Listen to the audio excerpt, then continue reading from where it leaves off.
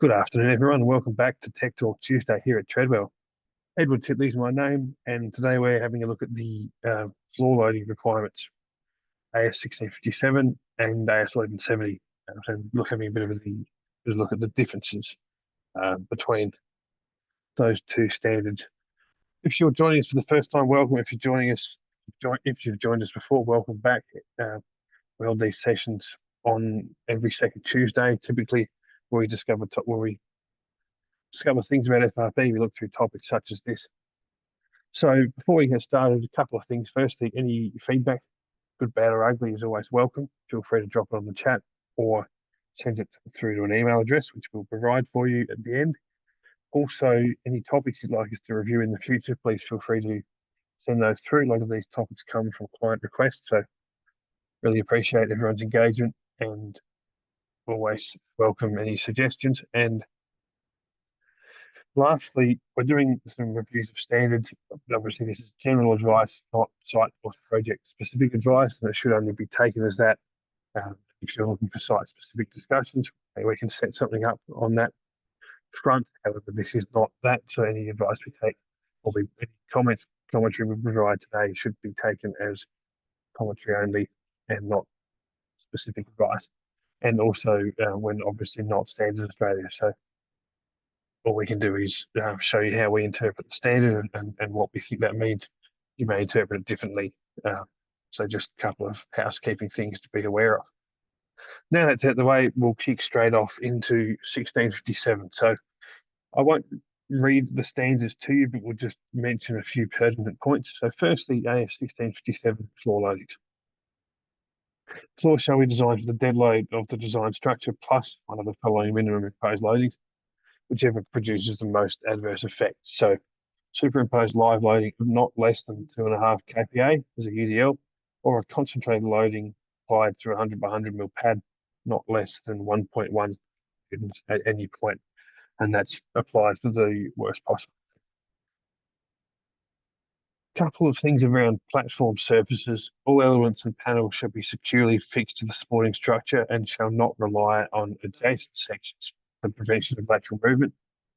So that means that any floor panel should be fixed such that the removal of another floor panel doesn't affect the security of the remaining sections. All elements and panels should be evenly laid with a maximum variation in height of 5 mil between adjacent sections. Where the surface is likely to become wet, provision shall be made to prevent the retention of liquid by drainage or any other means. Slip resistance shall be in accordance with clause 3.1.3, which we'll touch on shortly. And fixings should be in accordance with 3.3.2 and floors with 3.3.4. Now, clause 3.1.3 says that walking surfaces, including steps, treads, and rungs, shall be slip resistant. It does not give a slip resistance rating, so that's somewhat subject to interpretation as to what constitutes slip resistant. But AS 4586 does provide a consistent means of comparison if you were to review test results of different materials to determine what has the highest resistance to slip in regards to a walking surface. So that's a good means of comparison. In relation to methods of attachment, these obviously shall be capable of sustaining the imposed actions and the environment in which the fixing will be placed. So things like thermal loading, vibration, chemical attack, we need to consider those things when we consider whether a fixing is or isn't appropriate. All floors shall be evenly laid. We've mentioned that the variation between adjacent boards, plates, panels shall not exceed 5 mil. Obviously, this doesn't apply to cleats on sloping walkways, which is any slope of 10 degrees. Now, AS 1170 floor loading gives us imposed actions. Q for use in designing structures. The imposed action shall be not less than the greater of the following, either actions resulting from the intended use of the structure. And AS 1657 also mentions this, and we mentioned that last week in our session, or I said 2 weeks ago in our session. The fact that the loadings given in these standards don't replace the need for, let's call it due diligence in relation to the way the structure is actually going to be used and what therefore constitutes an appropriate loading. Often, case in point, industrial access, if we have an agitator or something like that, and we remove the motor or the gearbox and put it on the platform for service, we need to consider that loading, which is quite likely over and above or higher than, they're not additive, but higher than the loadings given in 1657 and potentially AS 1170. So just something to think about. Once again, as per 1657, the distributed and concentrated loads shall be considered separately, designed carried out for the most adverse effect. The concentrated imposed action shall be applied either at its known position, or if we don't know the position giving the most adverse effect, and then also distributed over the actual area of application. So if we have a particular scenario, then we can consider the area of that loading and the location in which it would be applied. If we don't know, we need to consider the position for the most adverse effect and distribute it over the actual area if we know, or if the area is not known or stipulated in tables 3.1, 3.2, which we'll look at shortly, then an area of 0.01 square meters for floors and roofs, which flooring is what we're discussing today. So this here gives us imposed actions due. Now, I'm not going to read this to you. I'm sure everyone's capable of reading, and this will be available, or you can review the standard, but we'll just run through it briefly, noting that we have a variety of categories here. So domestic and residential, category A. Self-contained dwellings and other, we have general areas, private kitchens, laundries, balconies, stairs, non-habitable roof spaces, etc. And we have a distinction here, or two loadings given. One is a UDL and KPA, and the second is a concentrated load, kilonewtons.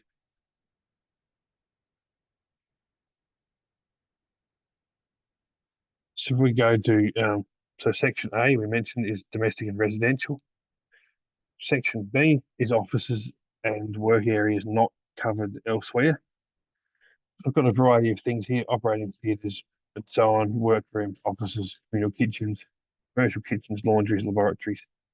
Draw your attention here to factories, workshops, and similar buildings. Sometimes we have a discussion as to whether it's 5 kPa and 4.5 kilonewtons is applicable, or whether 2.5 kPa, 1.1 kilonewtons is applicable to AS 1657.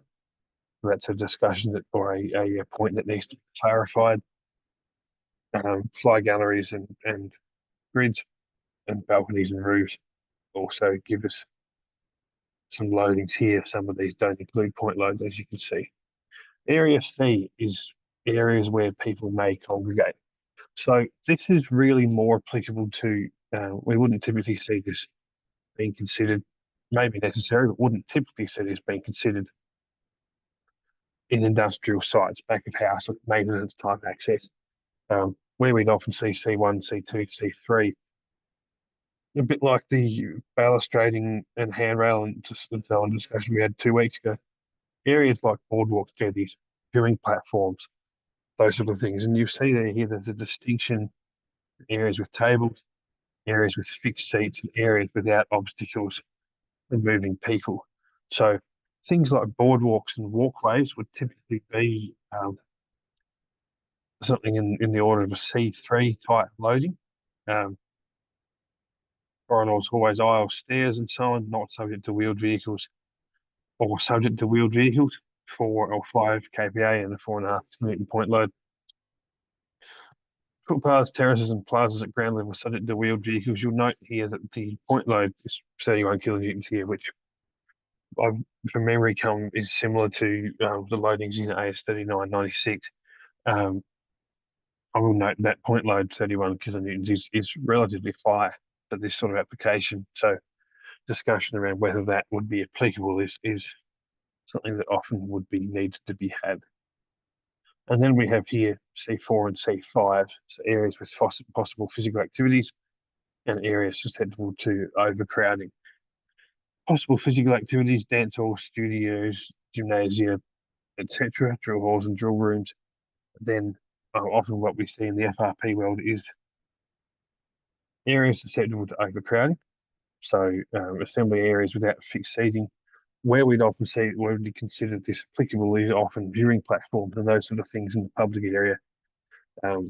C5 for floor loading, but also C5 for balustrade or hand railing, where we would expect to see a higher loading where persons would congregate, especially viewing platforms and those sort of things. Section D is shopping areas, shop floors, sale and display of merchandise. And then we have E, F, and G. So E is warehousing and storage areas. As I said, I don't think it's necessary to read this out line by line, but just draw your attention to these distinctions here. Plant rooms, fan rooms, etc. here. 5 kVA, 4.5 kilonewtons. Once again, that's the higher loading than AS 1657 requires.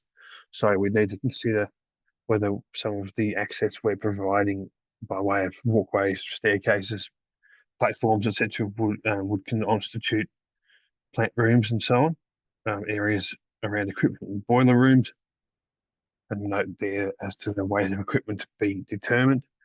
F and G are light and medium vehicle traffic areas. It says references here, light vehicle not exceeding 2,500 kilos gross mass, or medium vehicle exceeding 2,500 but not exceeding 10,000. And then outside that would typically be AS 3996 for those sort of applicabilities. That's a lot of info covered in a reasonably short time, so hopefully it didn't sort of go over everyone's head, but we will have a recording of this available. Just on the way through a couple of completed projects. This is an AS 1657 compliant platform, so 2.5 kPa loading, 1.1 kilonewton point load. Note that this is likely to have build-up on it, so we have an open mesh here. There's a variety of mesh sizes available to prevent dropped objects.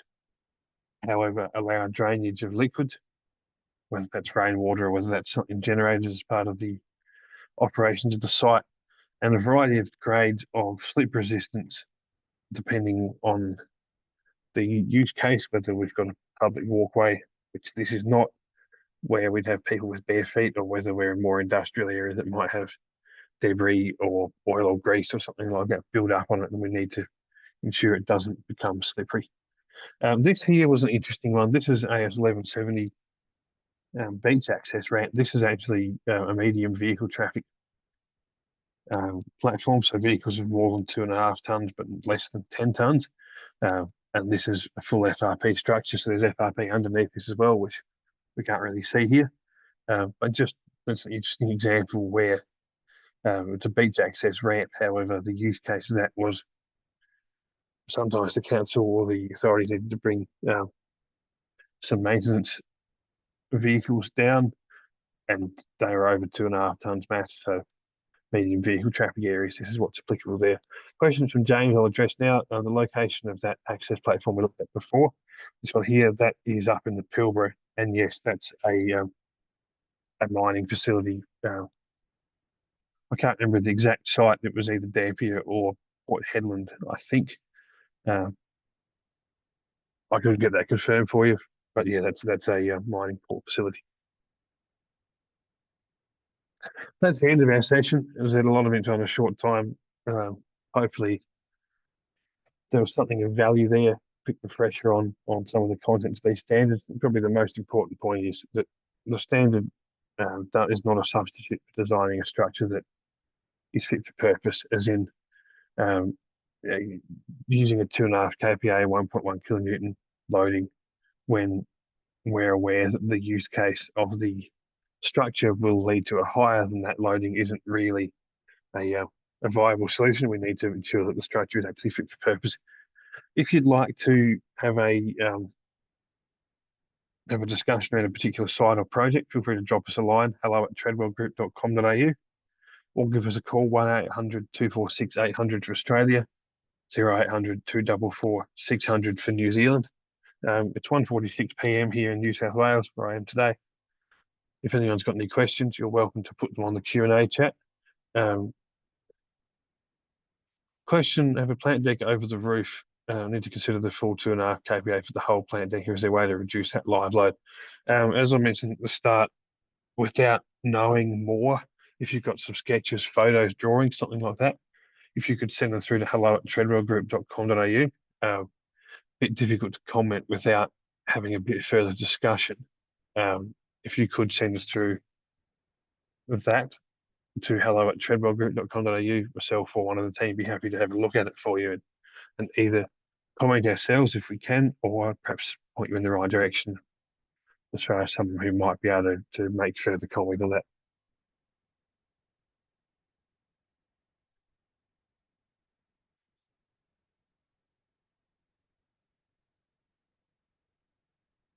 If that's all the questions, thanks again for joining.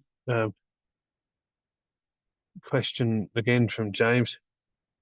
Is the design of the platform based on location or application, or is it up to the engineers to design based on treadmill span tables and properties? Not sure if you've got a particular project in mind, James. We can do the design. We have a team of engineers for FRP components, so design, engineering, etc. Or an engineer is able to do the design based on the data we provide, whatever suits. We don't get involved with civil engineering or that sort of thing, or materials other than FRP, like a steel structure or something along those lines. So that might assist with determining the best course of action. But if you'd like to work out, or if you'd like to discuss a project, just drop us a note at the hello@treadwellgroup.com.au email address, and so one of the team will be in touch. But yes, we can do the design based on location and application, whether that involves a site visit to go and have a look and work out what we need to do, or whether that's just based on a discussion or some details from yourself as far as what loadings and things you want considered. Either of those could work. Or if you've got an engineer you'd like to use, then we're able to share that detail with you. So not a very specific answer, but the short answer is either or. The bit longer answer is depending on what you want to do and what the full scope is, whether there's things outside our area of expertise like civil, that might determine the best course of action. Hope that makes sense. Does FRP and steel interaction work well? Yes, absolutely. That is a good potential option. There's no dissimilar metals issues or anything like that, so FRP and steel can interact fine. Sometimes you'll find that a hybrid structure like FRP and steel is more economical and more practical based on loadings and those sort of things. With FRP, we're limited by deflection, typically rather than strength as such. So some instances, some sort of steel trestle with FRP platform on top would be a better solution than all FRP. Yeah, once again, if you've got a case in point, just drop us a note and myself or someone else on the team give you a call, or set up a site visit or Teams meeting or something like that to run through what you'd like to do. But the combo of those is absolutely fine. Yep.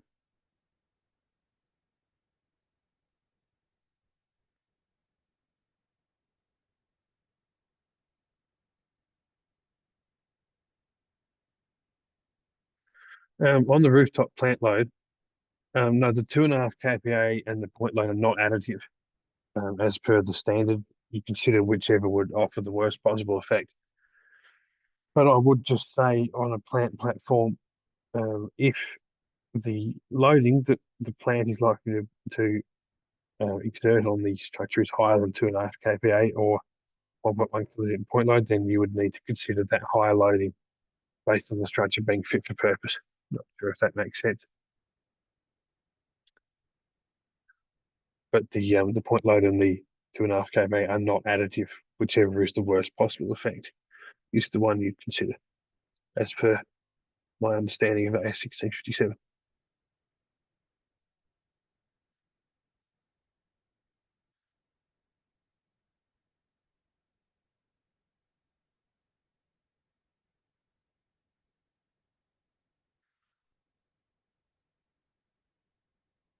I think that looks like that's all the questions. So thanks again for joining.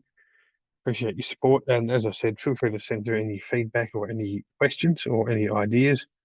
Feel free to stick them through to hello@treadwellgroup.com.au, and we'll be very happy to either address them or add them to the list of topics to cover in the future. Thanks again, and have a good rest of the day.